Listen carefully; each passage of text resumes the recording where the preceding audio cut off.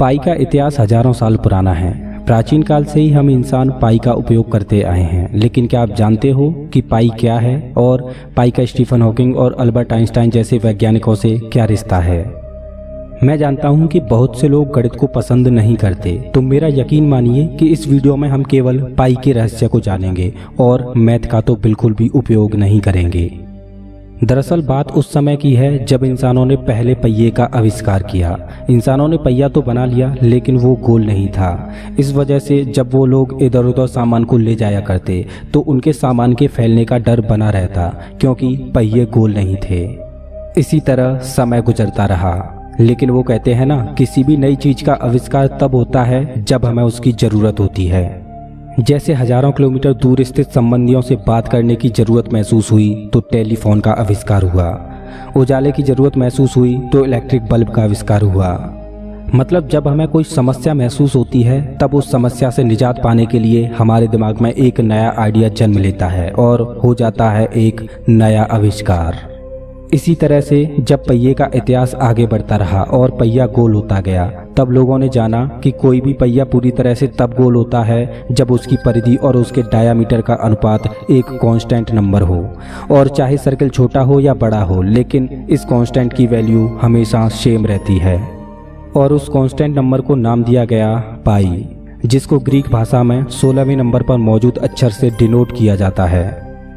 अब लोगों ने ये तो जान लिया कि किसी भी गोल आकृति में एक कांस्टेंट नंबर हमेशा रहता है, लेकिन लोग अब भी उस कांस्टेंट नंबर की यानी पाई की वैल्यू नहीं जानते थे।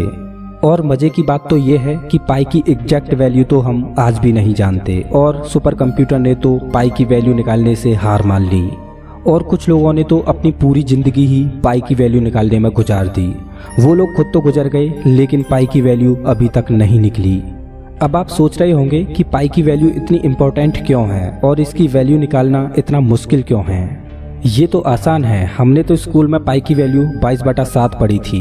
22 को 7 से डिवाइड करते जाओ और पाई की वैल्यू निकल आएगी।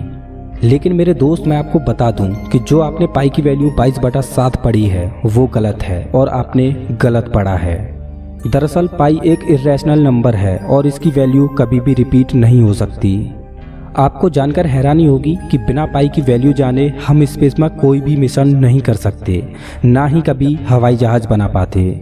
खैर, जान लेते हैं कि 22/7 जो आपने अभी तक पढ़ा है वो आखिर क्या है।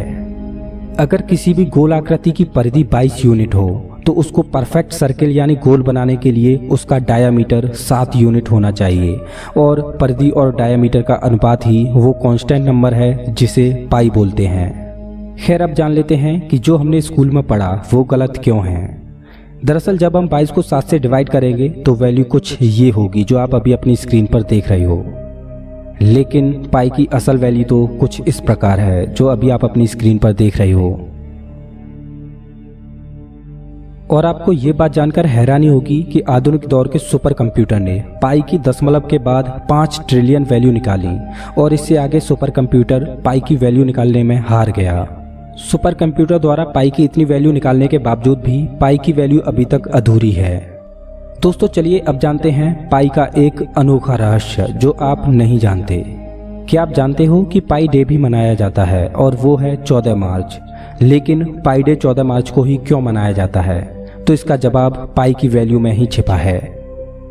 और आपको जानकर हैरानी होगी कि 14 मार्च को भी पाई डे सेलिब्रेट करने के लिए एक निश्चित टाइम है, और वो है दोपहर के 1:59। अब पाई डे इसी समय सेलिब्रेट क्यों किया जाता है? तो इसके लिए हमें पाई की वैल्यू को आगे बढ़ाना होगा। अब आगे मैं आपको जो बताने जा रहा हूँ, या तो वो एक इत्तेफाक है या फिर कुदरत का एक करिश्मा। फिजिक्स की दुनिया में उथल पुथल मचाने वाले महान वैज्ञानिक अल्बर्ट आइंस्टाइन का जन्म 14 मार्च को ही हुआ था। और अब एक और इत्तेफाक बताऊं, 14 मार्च को ही महान वैज्ञानिक स्टीफन हॉकिंग का देहांत हुआ था। दोस्तों, आपको क्या लगता है कि क्या ये एक इत्तेफाक है या इसके पीछे कोई और रहस्य है? प्लीज कमेंट बॉक्स में जरूर बताना। अगर वीडियो अच्छा लगा हो तो लाइक कीजिए, और ऐसे ही मजेदार वीडियोज के लिए चैनल को सब्सक्राइब कीजिए, साथ ही बेल आइकन को दबाइए।